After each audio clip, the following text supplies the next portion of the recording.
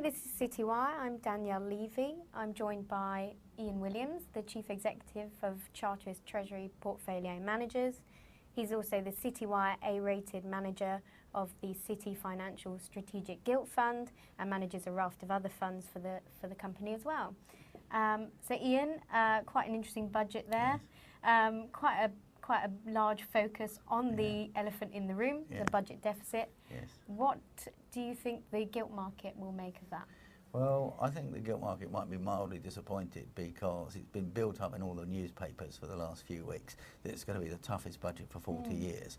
And when it was actually delivered, it didn't really seem as if it was the toughest budget. It didn't seem as tough, for example, as Geoffrey Howe's budget in 1981.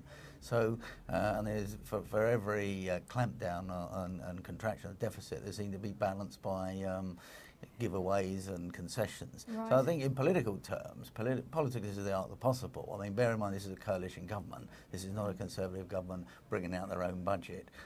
They've had to balance the wishes of the Liberal Democrats. I think it's a very clever budget. I think it's been very well put together. A lot of thoughts obviously gone into it, but heavily constrained by the sheer size of the deficit that they've got to cut. I mean, if you take the deficit, 150 billion or whatever it is, 80 to 100 billion, that is a structural deficit only, and it was 100 billion before we even went into the recession. Right. So do you feel that the cuts are not enough for the market?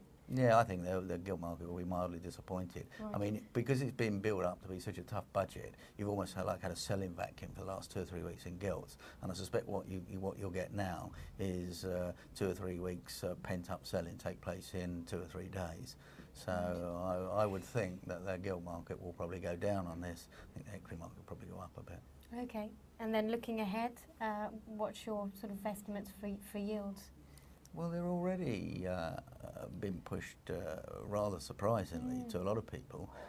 Gilts and Treasury bonds and bunds have all done really quite well over the last few months.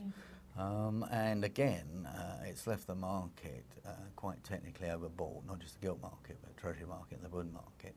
And again, if this budget disappoints in any way, the fact that it's hitting the market as technically overbought means the downward reaction in prices might be somewhat greater because of where it's starting out from today.